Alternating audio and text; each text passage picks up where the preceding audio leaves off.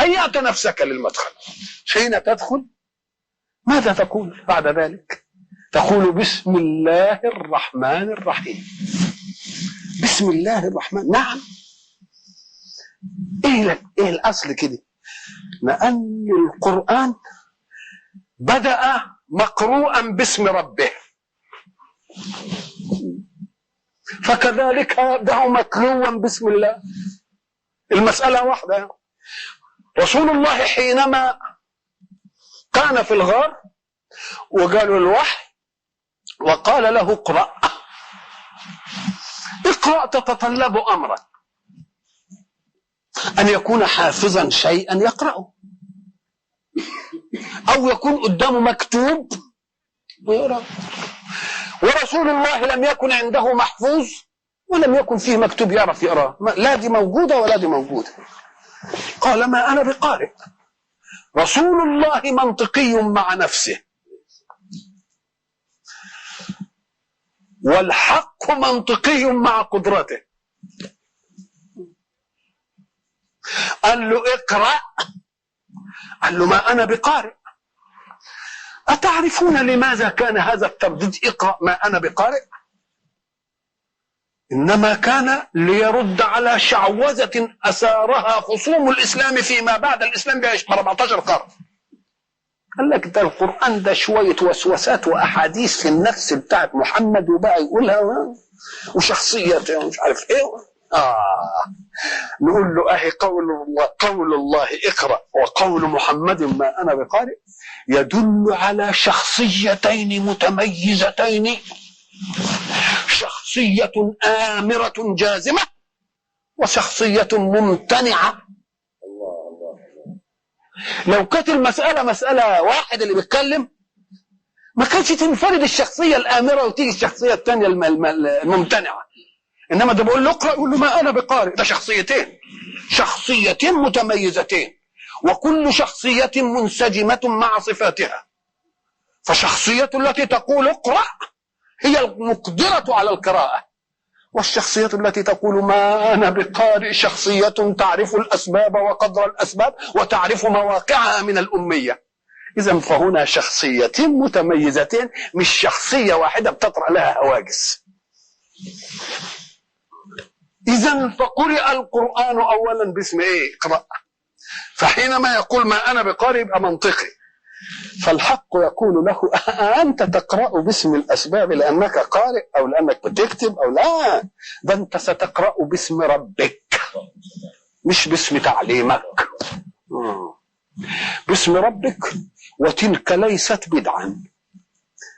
باسم ربك الذي خلق الإنسان من علق، يعني بيخلق من عدم، فكذلك هيخليك تقرأ وإن لم تتعلم القراءة. مش عجيبة عليه الحكاية. اقرأ باسم ربك لا باسم أنك تعلمت. الذي خلق الإنسان من علق. اقرأ وربك الأكرم الذي علم بالقلم، علم الإنسان ما لم يعلم. فليه أنت عايز تقرأ مما تعلمته من البشر؟ ولماذا لا تقرأ مما تتعلمه من خالق البشر؟ الله. ليه؟ اشمعنى يعني الأسباب عندكم؟ يبقى إذن ولذلك شوف اقرأ وربك الأكرم. ليه؟ لأنني حين أتعلم القراءة والكتابة من واحد مثلي يبقى ده دليل من كرم الله لأنه نقلها إلي. إنما حين أتعلم من غير ذلك يبقى ده أكرم بقى، يبقى فيه كريم وفيه أكرم. يبقى إذن الحق سبحانه وتعالى يقول لمحمد أنت لا تقرأ باسم أنك تعلمت ولا باسم أنك حافظ، إنما أنت تقرأ باسم ربك. وما دام باسم ربك إذا أراد شأن يقول له كن فيكون، يبقى ما تقوليش تعلمت أو ما تعلمتش. فكما أن القرآن بدأ باسم ربك فكذلك نحن أيضا نتلوه باسم الله. بسم الله. كلمة بسم الله دي لازم ناخد معناها من زاويتين. الزاوية الأولى فيما نلحظه في لغة البشر. إذا كلمك إنسان في أمر من الأمور ويريد إقناعك به وتنفيذك له تقول له يا اخي انت بتتكلم باسم مين؟ يقول لك انا بتكلم يا سيدي باسمي مأمور الضرائب، باسم وكيل النيابه.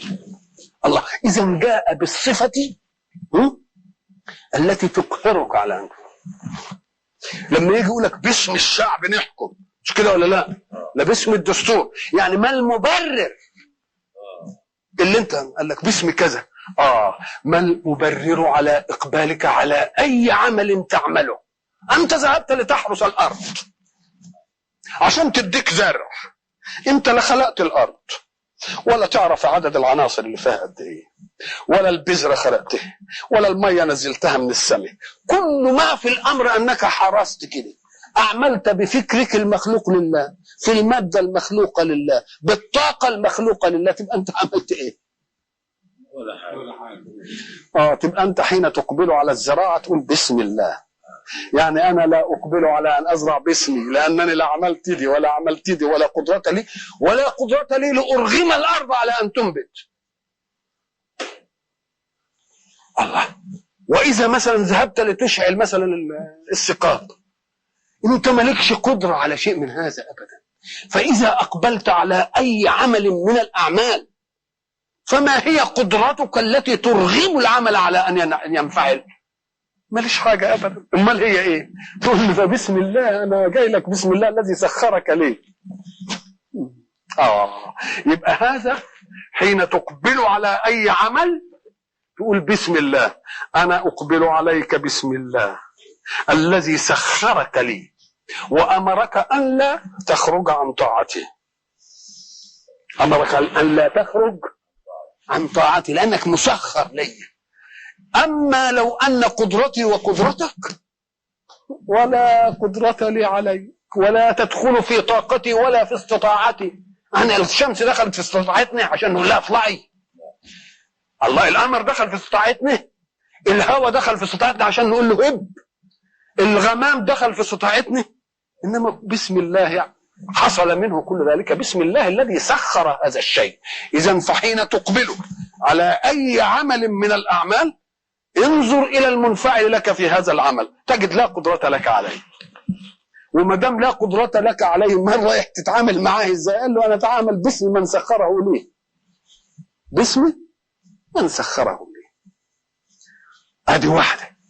الشيء الاخر انك قد تعمل العمل وليس في بالك الا الامر المادي اللي ينتج من العمل، زي الكافر. زي الكافر، اما ياكل، اما يشرب، اما يحرط، اما يعمل اي حاجه. قال لك اهو المؤمن هنا فايدته بقى، يقول انا بعمل العمل ده هو لان الله اباحه لي او امرني به. فيبقى في ساعه العمل الائتمار من ناحيه المنفعل لانه سخره، وانا ما اقبلتش على العمل ده الا وفي بال الله. يوم لما يبقى في بال الله هستفيد من عطاء هذا واستفيد عليه ثوابا اخر، ثواب اخر في غير زمنه، هيجي لي في زمن تاني. ولذلك ربنا لما يجي يقول الحمد لله الذي له ما في السماوات وما في الارض وله الحمد في الاخره، ساعه المؤمن كده ما يشوف ان عمله اللي عمله في الدنيا لصالح نفسه وبعدين ربنا اداله عليه جزاء، يقول يا سلام، ده الحمد لله كمان على الحكايه دي. الحمد لله اولا والحمد لله ايه؟ اخيرا. يعني المساله الله. يبقى اذا ساعه تقول في اي شيء بسم الله معناها انك دخلت عليه بلا حول منك ولا قوه ولا طول، وانما دخلت عليه لان الله سخره لك، ولو لم يسخره الله لك لما استطاع ان ينفعل لك او ان يعطيك كمان.